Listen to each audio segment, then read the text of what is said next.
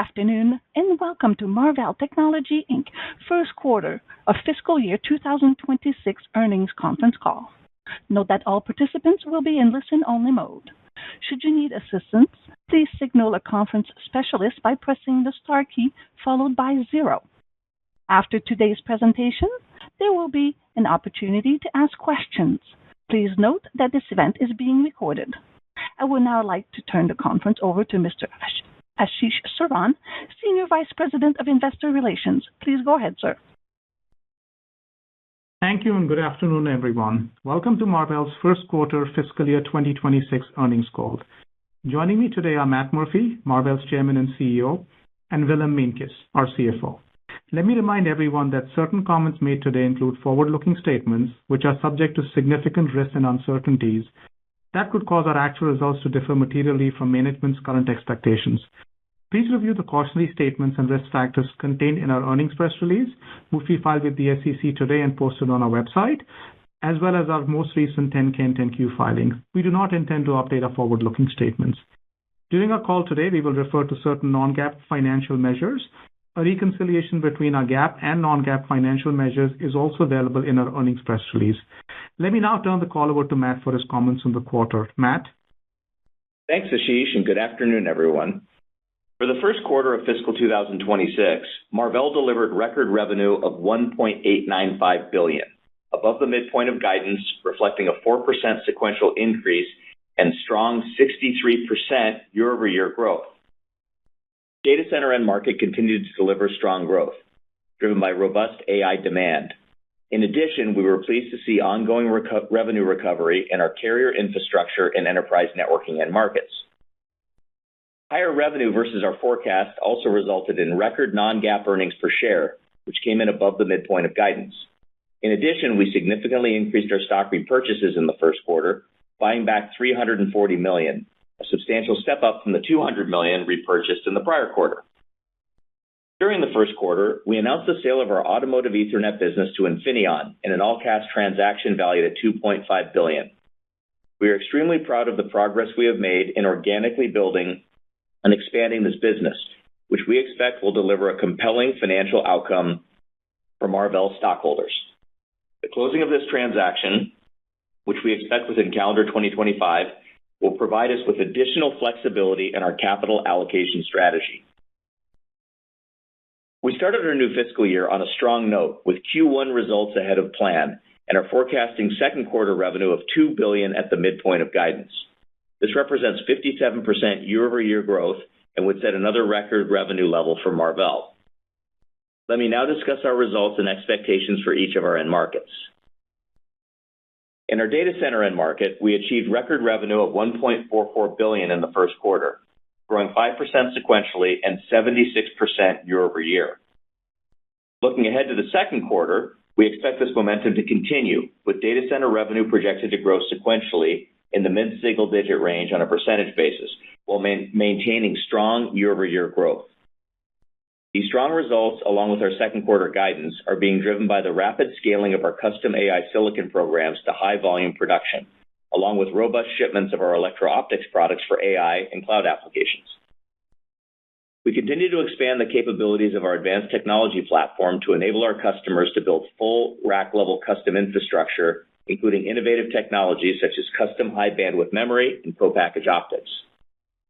Marvell's custom HBM compute architecture enhances XPUs by optimizing the I/O interfaces between accelerator silicon and the memory embedded in the package. This enables AI custom compute accelerators with much more efficient integration of main memory, which can increase performance and reduce runtimes, resulting in increased utilization. We continue to see strong interest from multiple customers who are targeting the highest performance and optimized TCO for their upcoming AI solutions that leverage the most advanced HBMs. Marvell's breakthrough co-packaged optics platform enables customers to integrate our silicon photonics light engine into future custom AI accelerators. Co-packaged optics can drive a transition from copper interconnects to optical fiber for scale-up AI clusters.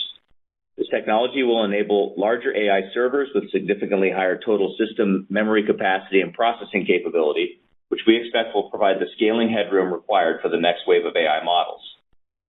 We expect this transition from copper which does not contain any active silicon, to optical interconnects to significantly expand Marvell's interconnect revenue and market opportunities. Earlier this month, we announced two new additions to our custom platform. First, we announced a partnership with NVIDIA, adding their NVLink Fusion technology to our expanding custom platform. Marvell Custom Silicon with NVLink Fusion provides our customers with an accelerated path to custom scale-up solutions, offering greater flexibility and choice in developing next-generation AI infrastructure.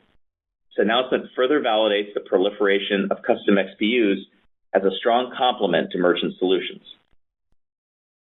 In addition, earlier today, we announced Marvell's new multi-die packaging platform, the first of many advanced packaging innovations we are bringing to the market. The solution is already qualified and has entered production in support of a customer-specific XPU program.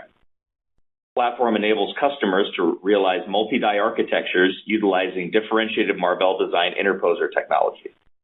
This approach can enable more efficient die-to-die interconnect, lower power consumption, increase yields, and lower product cost. Marvell's solution offers a compelling alternative to traditional silicon interposers for custom cloud applications. We expect to continue to proliferate this technology more broadly in next-generation designs. Moving on to the progress we are making in our custom business, we are benefiting from revenue contributions across multiple programs, including XPUs and other accelerators. Our lead XPU program for a large U.S. hyperscale data center customer is doing extremely well and has become a key revenue driver for our custom business. I'm incredibly proud of our team and the close collaboration with this customer to drive this program to volume production with A0 silicon and meet the customer's steep ramp. As I mentioned last quarter, we are fully engaged with this customer on the follow-on generation, and I'm pleased to report that we have now secured 3-nanometer wafer and advanced packaging capacity and expect to start production in calendar 2026. At the same time, our architecture team is working with the customer to support the definition of the generation after that. This is all consistent with the multi-generational nature of these engagements, reflecting the benefit of working with Marvell over the long term. As a result, we anticipate that our revenue from custom AI XPUs for this customer will continue to grow next year, fiscal 2027, and beyond. At our AI Day last year, we also announced a significant design win for a custom AI XPU with another U.S. hyperscaler. Joint development on this program continues to progress well, and we are already engaged with this same customer on the architecture for the follow-on generation of this AI XPU program. I'm very pleased with the strong progress we are making across both our current and upcoming custom programs. This momentum reinforces our confidence in achieving our long-term goals for custom revenue. We will be highlighting our broad and expanding range of opportunities at our Custom AI Investor event on June 17th. I will share more details about this event in a moment. Turning to our interconnect portfolio, our PAM and DCI franchises continue to lead the industry in enabling the build-out of AI and cloud infrastructure. At this year's Optical Fiber Conference, we showcased a broad range of products, technologies, and ecosystem initiatives designed to power the next generation of scale-up and scale-out AI deployments, including the industry's first 400 gig per lane PAM technology, a critical step towards 3.2T optical interconnects, enabling pluggable transceiver modules to remain the dominant solution for scale-out connectivity for the foreseeable future. Co-packaged optics and co-packaged copper technologies, providing greater interconnect densities and longer reach for scale-up networking. Silicon photonics light engines, scaling up to 6.4T, consolidating hundreds of components into compact modules optimized for both pluggable and CPO applications. 1.6T linear drive pluggable optical modules using Marvell's silicon photonics light engine.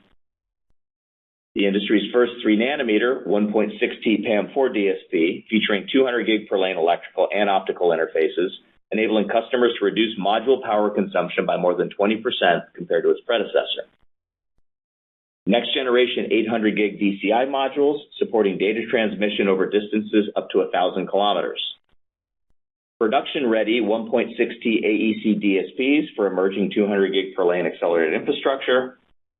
Coherent-lite DSPs, enabling power and performance optimized solutions for the emerging market of distributed campus data center interconnects, spanning distances up to 20 kilometers.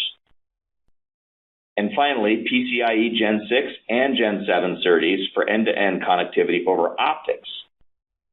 We received highly positive feedback from customers, partners, and industry analysts during the event, making OFC 2025 another home run for the Marvell team. Now, let me turn to Marvell's enterprise networking and carrier infrastructure end markets. In the first quarter, enterprise networking revenue was $178 million, while carrier infrastructure revenue totaled $138 million.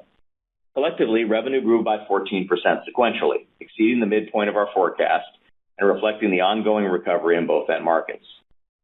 Looking ahead to the second quarter of fiscal 2026, we expect aggregate revenue from enterprise networking and carrier infrastructure to grow sequentially in the mid-single-digit range on a percentage basis.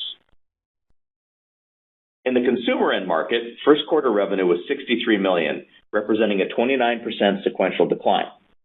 Looking ahead to the second quarter, we expect consumer revenue to grow by approximately 50% sequentially. These sequential changes are largely driven by seasonality and gaming demand, which continues to be the primary factor driving our consumer business. Turning to our automotive and industrial end market, first quarter revenue was $76 million, declining by 12% sequentially. While we saw sequential growth in our automotive end market, this was more than offset by a decline in our industrial end market, where order patterns can be lumpy in any given quarter. Looking ahead to the second quarter of fiscal 2026, we anticipate overall revenue from the auto and industrial end market to be flat on a sequential basis.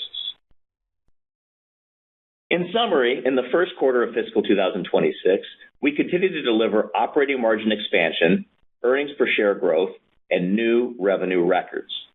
These results reflect strong contributions from our AI-driven data center end market and ongoing recovery in our enterprise networking and carrier infrastructure end markets. While there are ongoing macroeconomic uncertainties, we are guiding for continued growth in the second fiscal quarter. We continue to closely monitor the broader environment to assess potential long-term impacts. As I mentioned during our March earnings call, AI now represents the majority of our data center revenue, and we expect the relative proportion of AI-related revenue to grow further in the coming years, driven in large part by our custom silicon business. We've made tremendous progress since our AI Era event last year, and in light of this momentum, we are hosting a dedicated forum on June 17th for investors to gain deeper insight into Marvell's unique position in the custom silicon market. This event will be broadcast live and provide an ideal setting to showcase our differentiated technology platform and provide an opportunity to hear directly from me and a broad cross-section of Marvell's engineering leadership and members of my direct staff. Presentations will be followed by a Q&A session, providing investors and analysts an opportunity to ask questions. During the event, we will highlight our expertise in system and semiconductor design, our advanced process and package roadmap, and our comprehensive portfolio of semiconductor platform solutions and IP. Complementing this technical deep dive, the agenda will include a market-focused section with updates on the expanding market opportunity for custom silicon, a robust design win pipeline, and the growing role of custom silicon and AI infrastructure. We will also share our progress towards the market share goals we set at our AI Era event last year, along with our vision for significant growth in the years ahead. We are excited to share more details about this incredible custom silicon opportunity on June 17th. Looking more broadly, we continue to see strong tailwinds in AI, including robust capital expenditure plans from hyperscalers, an increasing number of sovereign data center announcements, and an emerging group of hyperscalers further expanding the market. These fast-growing markets present us with a diverse set of opportunities, increasing our confidence in the long-term potential of our data center business. In addition, we are seeing an encouraging recovery in carrier infrastructure and enterprise networking, with our second quarter forecast representing the fifth straight quarter of sequential revenue growth for these combined end markets. With that, I'll turn the call over to Willem for more detail on our recent results and outlook. Thanks, Matt, and good afternoon, everyone. Let me start with a summary of financial results for first quarter of fiscal 2026.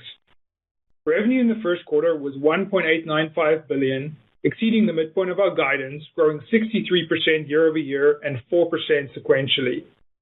Data center was our largest end market, contributing 76% of total revenue.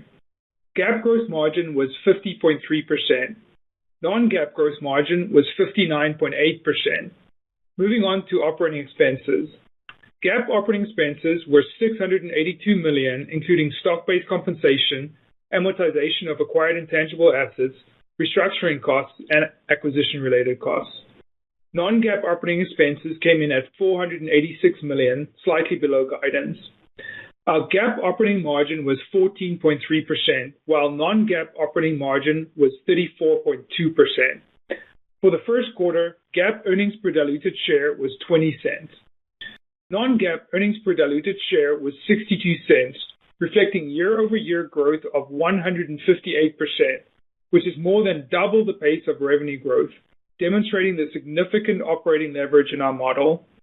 Now, turning to our cash flow and balance sheet. Cash flow from operations in the first quarter was $333 million. Our inventory at the end of the first quarter was $1.07 billion, an increase of $42 million from the prior quarter to support the growth in our business. We returned $52 million to shareholders through cash dividends. In addition, reflecting our strong belief in Marvell's future prospects, we significantly increased repurchases in the first quarter, buying back $340 million of our stock, stepping up from the $200 million we repurchased in the prior quarter. Our total debt was $4.2 billion, with a gross debt-to-EBITDA ratio of 1.8 times and a net debt-to-EBITDA ratio of 1.42 times. Our debt ratios have continued to improve as we have driven an increase in our EBITDA. As of the end of the first fiscal quarter, our cash and cash equivalents were $886 million. Turning to our guidance for the second quarter of fiscal 2026, we are forecasting revenue to be in the range of $2 billion plus or minus 5%. We expect our GAAP gross margin to be between 50% and 51%. We expect our non-GAAP gross margin to be between 59% and 60%. Looking forward, we anticipate that the overall level of revenue and product mix will remain key determinants of our gross margin in any given quarter. For the second quarter, we project our GAAP operating expenses to be approximately $735 million. We anticipate our non-GAAP operating expenses to be approximately $495 million. For the second quarter, we expect other income and expense, including interest on our debt, to be approximately $49 million. We expect a non-GAAP tax rate of 10% for the second quarter. We expect our basic weighted average shares outstanding to be 864 million and our diluted weighted average shares outstanding to be 874 million. We anticipate GAAP earnings per diluted share in the range of 16 cents to 26 cents. We expect non-GAAP earnings per diluted share in the range of 62 cents to 72 cents. In summary, we continue to drive strong revenue growth, expand our operating margins, generate strong cash flow, and returning increasing amounts of capital to our stockholders. We are looking forward to completing the sale of our automotive Ethernet business to Infineon, which will provide us with even more flexibility to execute on our capital allocation strategy. With that, we are ready to start our Q&A session. Operator, please open the line and announce Q&A instructions. Thank you. Thank you, sir. We will now begin the question and answer session. To ask a question, you may press star then one on your touch-tone phone. If you are using a speakerphone, please pick up your handset before pressing the keys. And to withdraw your question, please press star then two. And in the interest of time, please restrict yourself to one question only. And if you have additional questions, please rejoin the queue. At this time, we will pause momentarily to assemble our roster. And our first question comes from Vivek Arya at Bank of America. Please go ahead. Thank you. And thanks, Matt, for clarifying that you have that 3-nanometer program at your large XPU customer and have the follow-on program at the other large customer, just given all the Asia supply chain noise. I guess I had two related questions. One is, what is the direction of content in these next-generation programs? You know, is it up, down, flat? And number two, are you exclusive on these 3-nanometer XPUs, or do you expect to share that program, given that, you know, your competition also seems to be convinced that they have the program? So just, you know, comments on content and exclusivity. Thank you. Yeah, hey, Vivek, thanks for the question. So first, yeah, I'm glad you said it. I can certainly appreciate the challenge for investors, given the news flow that is coming out on seemingly a weekly basis here. The fact is that these Asia supply chain sources have an incomplete view. We run a very tight ship here at Marvell. We don't share customer confidential information. We treat that with the highest priority. So they simply have no idea what we're doing for our customer. So let me state the facts as they exist today. We're the incumbent shipping the current generation of this AI XPU, and as I've detailed, we've had a very successful and rapid ramp on this program from A0, which is first-time success, to high-volume production. I've talked about this for a couple of quarters. We've been engaged with this customer on the follow-on generation of this XPU. This next generation program has continued to move forward, and this quarter we have secured 3-nanometer wafer and advanced packaging capacity, and that's for 2026, where we expect to start production, and that would be subject to the typical completion of our customers' qualification cycles, which we now have some experience with. And so assuming AI CapEx continues to grow, we expect our custom silicon revenue to continue to grow next year through program transitions at this customer. So look, our customers have relationships with many partners, and they do that to build out their, whole silicon portfolio. The key point is that irrespective of any of these relationships, we expect our revenue to continue to grow on a multi-year, multi-generational basis with this customer. And given the volumes that have materialized for XPUs, it's certainly possible and likely that customers and our customer may be pursuing multiple paths to meet their requirements. So thank you for asking this important question, Vivek. I think my answer is as clear as it could be. Thanks. Thank you. Thank you. Next question will be from Ross Seymour at Deutsche Bank. Please go ahead. Hi, Matt. Thanks for that color. Following on Vivek's question, one of your primary XPU competitors has talked about engagements at additional customers, and not necessarily to front-run anything you may or may not say on June 17th, but how do you see Marvell's ability to support a broader customer base beyond the initial, 3/4 that you have, depending upon if we're talking XPUs or connectivity? Yeah, thanks, Ross. We'll cover this certainly at the AI investor event we'll be holding. But just to give you some color, we absolutely have the capacity, engineering-wise, to expand our portfolio and expand our engagements. If you look at Marvell's R&D spend over the last few years, through cycle, we've made increases there, and then within that, as part of our capital allocation strategy, we've aggressively repurposed and reallocated our talent and our teams to this massive data center and AI opportunity. So if you look at just the raw R&D spending, the investments we're making in next generation technologies, and again, we're going to cover all this at the AI Day, we are extremely well positioned to support and are supporting multiple increased engagements across a number of programs that we'll detail and we'll talk about and we'll frame at the AI investor event. But I think we're very well positioned to support designs that can really grow the company to even a much larger scale and level.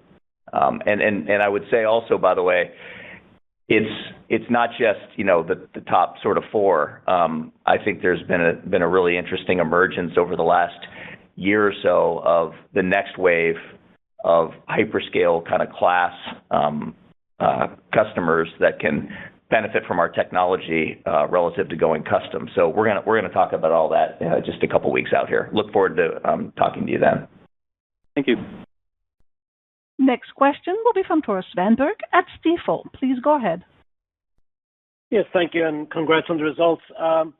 Matt, maybe in the spirit of clarifying things, there's a lot of debates out there about your SerDes technology, especially, for 200 gig SerDes.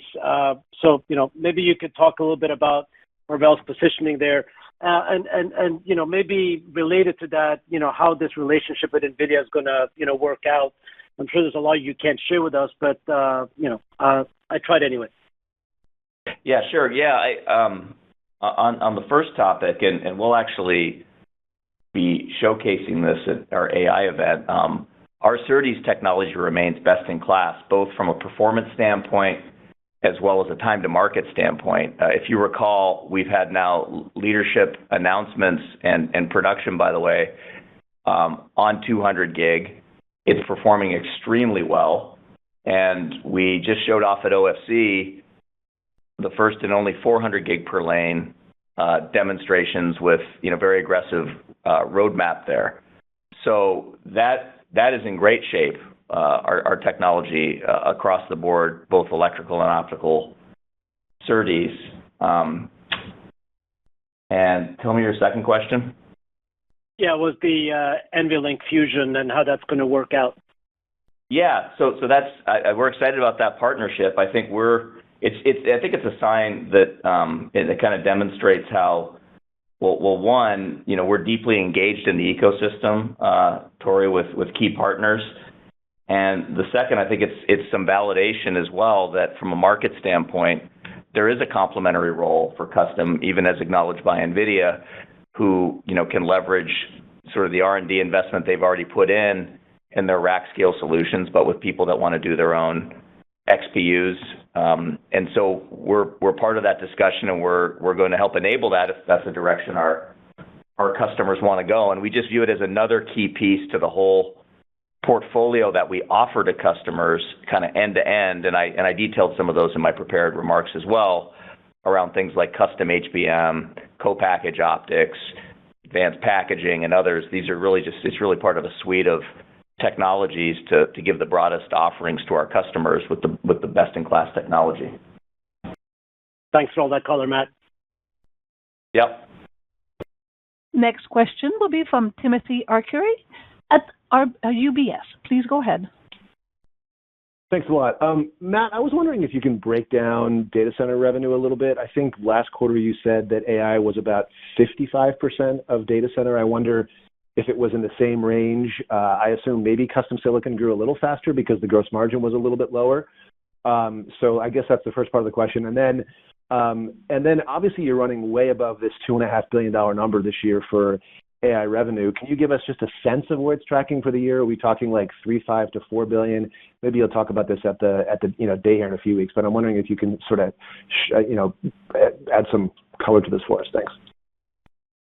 Yeah, thanks, Tim. Yeah, we didn't give an exact number when we talked about it in relative to our Q4 was the data point we gave, but we did say that at that time that within data center AI had crossed and was now the majority of our data center revenue. And I think the way to think about it is, because we're not going to break it out on a sort of quarter by quarter basis, but as I've prepared for the call and been looking at the trajectory of the business. And I say this with also you got to factor in that we anticipate the mass market and the core business to continue to recover. We see a path here in the not too distant future where AI is not only the majority of the data center end market, but it becomes the majority of Holco.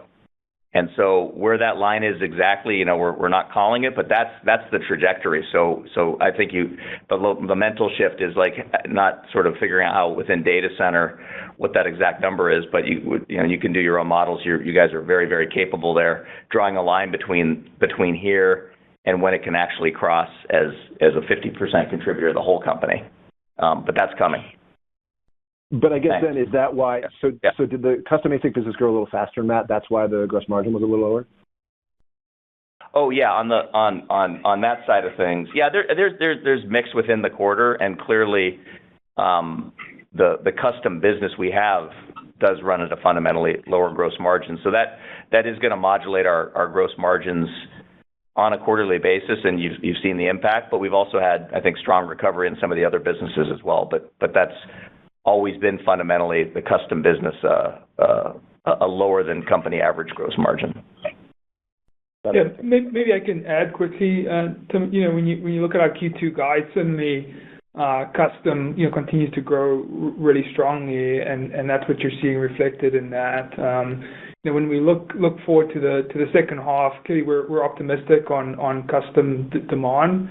And that interplay between that and the rest of the business is really going to drive what gross margin will be in the second half. I mean, right now, probably expect it to be in a similar range as what we guided for Q2. Okay, thank you, Will. Yeah, thanks, Tim. Next question will be from Chris Caso at Wolfe Research. Please go ahead. Yes, thank you. Good evening. I guess the question is regarding the second half of the year, and I'm sure you're not ready to provide that guidance right now, but could you give us some puts and takes on, what your expectations may be? Do you expect the custom business to continue to grow in the second half of the year? What do you expect with regard to, the carrier enterprise businesses? Is this kind of a, kind of slow, steady ramp in those businesses? And any kind of color in the second half, please. Yeah, thanks, Chris. Yeah, maybe just at a higher level, and I said this in some of my prepared remarks, but we are monitoring, the macro and the various dynamics going on out there. So that's always a factor. But at the moment, we see a couple things happening. The first is, and just even recently as yesterday, you see strong numbers out of NVIDIA and other announcements leading up to that. But we see the AI demand, continuing, and the data center demand continuing. And then on top of that, we have this nice recovery, strong recovery, actually, we've been driving in our core business, in particular, enterprise networking and carrier. So we expect that to continue to recover and grow throughout the rest of the year as well. So we're not calling on a quarter-by-quarter basis, but right now we expect growth kind of across the board through the year with I think what can be a really nice setup for fiscal 27 with some of the growth drivers we've articulated before. So that's where we're at right now, and I feel good about it. Thanks. Thank you. Next question will be from Harsh Kumar at Piper Sandler. Please go ahead. Yeah, hey, Matt. Congratulations on solid results. When we talk to investors, Matt, we find that there's a desire on part of investors for the data center business to grow faster than, let's say, what you've been putting up mid-single in the April quarter and then also the guidance. I know that in the last quarter, Matt, you had some moving parts with on-prem, et cetera. I was hoping that you could clarify the growth of your AI business versus some of the non-AI pieces like on-prem or some other things that might be moving around, and just help us understand how fast maybe your AI business is growing. Yeah, thanks, Harsh. Yeah, and I think the way to think about it is helpful is to contextualize. It's not a one quarter snapshot. So, if you look at the last few quarters, we had a very dramatic step up from Q3 to Q4, 20% plus in the data center business. It grew 4%. We're guiding it up mid-single. I just kind of gave some indication that it'll keep growing. And so if you look at the year, so that's one way to think about it, is we did have a significant step up, and Q2 as signaled is looking like it's going to grow slightly faster than Q1, so that's a good sign. But also, I'd point you to the fact that, look, a year ago, we were in a very strong position relative to our data center and how it was growing. So the comparables are also telling, right? When you're talking about data center year-over-year revenues for a company at our scale growing, 70% plus on a year-over-year basis, we feel good about that. So I think with that setup, if you look at just the last 2-3 quarters, and you look at year-over-year, we feel really good about the trajectory of the business. And, AI continues to be the fastest portion of that in terms of our data center business. And as I said earlier, to answer Tim's question, at some point that'll just flip over and become, half of Holco. So I think that's the context I can give you at the moment. Thanks. So, Matt, hopefully you can talk about the on-prem piece if possible, or other parts that are moving. Well, yeah, the on-prem is pretty small at this point, so it has some effect, and it's always continue to be a little bit of a drag. But the overall data center revenue is driven primarily by by AI, and the other stuff's performing pretty much in line. I don't think it's a drag going forward. I think if you're worried about like where does it land in the next few quarters, it's not as big a contributor as it used to be, and it's probably where it is. Maybe it comes back a little bit, but the spending has shifted just so dramatically, right, in the data center. The enterprise on-prem piece is just not getting the spend anymore. So I think it was down a little bit in Q1, but it's relatively stable. Yeah. Thank you. Thank you so much. Yep. Next question will be from Tom O'Malley at Barclays. Please go ahead. Hey, guys. Thanks for taking my questions. I have two quick ones. First one's for Willem. You are guiding data center at mid-single digits into the out quarter, and you're saying custom silicon is growing quite strongly. Is there something going on with optical? Is that flattening out a bit? Is there anything going on? Could you give us an update on the health of optical and what you're embedded in your guide? And then the second is, Matt, in your announcement with Amazon, you talked about a bunch of other products other than custom silicon that you guys were engaging with over the next couple of years, PCIe cables, PCIe retimers, AEC. Could you maybe try to size what that impact is right now? Some of your competitors in that space are putting up some bigger numbers. We'd love to see how significant that is for you guys. Thank you. Yeah, thanks, Tom. Maybe I'll take the second part first. Yeah, I think those engagements are going very well. You're right. In our broader agreement, there was actually a lot of different exciting opportunities on the networking connectivity side. Those are progressing, but no major updates there. And then with respect to how the optics business is doing, it's done quite well, and in fact, we see that business growing throughout the year this year. So we see both growth from custom as well as optics, and then again on the Amazon agreement progressing well. I would say just at a high level too, we have in some of these new emerging categories, we do have AECs ramping this year. I wanted to note that, and as well as continued revenue growth in switching. So a lot of good things happening there, Tom. Yeah, Tom, and I'll just add quickly in terms of the puts and takes on gross margin. The other one to take into account there is the strong snapback on consumer. That's seasonal and expected, but that's another area that's typically slightly below average when you look at the overall.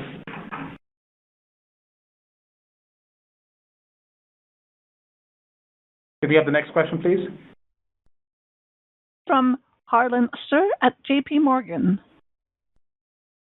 Hey, good afternoon. Nice job on the quarterly execution, guys. The lead AI GPU vendor, I think, is getting ready to commence shipments of their next generation platform. And in parallel, they're rolling out their next gen X800 InfiniBand and Ethernet scale-out solutions that support 1.6T optical connectivity. And typically, the optics start to ship ahead of the GPUs and rack scale platforms. So do you anticipate a strong ramp of your 1.6T solution starting now? And more importantly, your 5-nanometer solution, I think, is already qualified with this customer. Are you guys going to be mapping your 3-nanometer DSP solution into this next generation networking platform? Yeah, thanks, Harlan. And you're right about the sequencing. And so we have commenced shipments on 1.6T at 5-nanometer. We have very strong demand for 3, and we've executed very well on that product development so far. And so I think that's from a 1.6T kind of lifespan perspective, I think that's where the volume is going to be, and I think that's going to be a much stronger ramp next year. And some of that I say too because the 800 gig has continued to be so strong, kind of across the board, that just as a kind of a percentage of the total, it's still largely dominated this entire year by 800 gig. But yeah, we're shipping now. The part works well, but there's just a lot of demand to initial ramps, and customers will be on 5-nanometer. But there's a big push in the ecosystem to drive it to 3-nanometer, given the compelling power savings and the performance of our product. So all that's going well. We're well positioned for the 1.6T ramp and ecosystem expansion. Thanks for the update, Matt. Yeah, thanks, Harlan. Next question will be from Blayne Curtis at Jefferies. Please go ahead. Hey, good afternoon. Thanks for taking the question, and thanks for clarifying all that ASIC stuff. I just kind of wanted to ask, going back to the gross margin. So I think there's been a lot of discussions about, what an ASIC vendor can charge for and not charge, whether they can charge for memory. I think you guys kind of put a line in the sand at a certain gross margin for ASIC. I'm curious if that's still the right level. And when you look at these next generations, I'm glad you're involved with all those. How should we think about sustainable AI ASIC gross margins? Is it still in the original range you were looking at? Yeah, thanks, Blaine. Yeah, when we look at our overall, custom business as a whole, we've been able to manage the gross margins, even with these ramps in the range we've talked about. But within custom, there is a range, and it's like the old adage in semiconductors. The higher the volume, you're going to see lower gross margins, but you're going to see a lot more operating income. And so that's what we see. I wouldn't say that the percent change is really any different relative to how it stacks up on the opportunity set. Things that are a lot more Marvell contribution, as an example, where we leverage a lot of the IP and maybe more outside the XPU, those tend to be a little higher. And of course they don't grab the limelight, but we're gonna talk about those at the AI Day, because they actually, in aggregate, add up to a very nice revenue pipeline for us, an opportunity set with also that same multi-generational aspect to it. But from a percent standpoint, we're managing the business fine, and the AI portion, the XPU, is always going to be lower.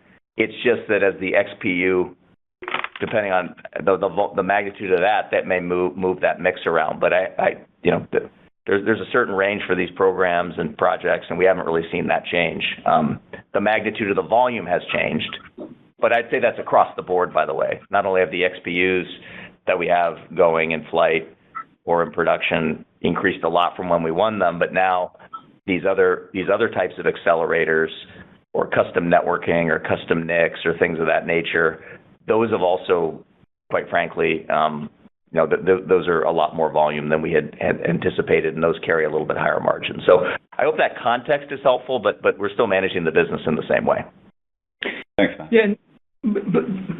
Yeah, but maybe one additional add is just on operating margins. So I think the one thing that's consistent across all these programs is that we're driving accretive operating margin to our model, and so clearly there is a range, but as you scale those programs, it's a finite investment, and you've seen that leverage in our model over the last couple of quarters here. Yeah, I think you're seeing it in operating margin dollars flowing in, Blaine, and also in EPS, right, which still continues to grow like twice the rate of revenue at this point. So, and we don't see that changing relative to the leverage we get on these big programs. Very, very operating margin rich in terms of just the dollars. Thanks, guys. Yeah, thanks. Next question will be from Quinn Bolton at Needham & Company. Please go ahead. Hey, thanks for taking my question, Matt. I wanted to follow up on Vivek's question, or maybe just a clarification on whether these ASIC programs could potentially be dual sourced. I think towards the end of your answer, you said that there could be multiple paths, and I'm not sure if you're sort of suggesting there might be different versions of an XPU or whether they could actually be dual sourced. To the extent that they're dual sourced, you spent a couple of years designing these programs. Do you guys have guarantees that you don't get blanked at the end of the year if they, take the other path? Yeah, so, no, Quinn, I appreciate the question. I was quite lengthy in my prepared remarks and even I think Vivek answer in terms of what the perspective I can offer you on that. So I think I've said it, and if I wasn't clear, I did say that given the volumes, it's certainly possible that there are multiple paths pursued. For us in our business, and what I said in the prepared remarks as well, is we feel very confident and very good about our revenue continuity on the initial program and the revenue ramp on our additional program.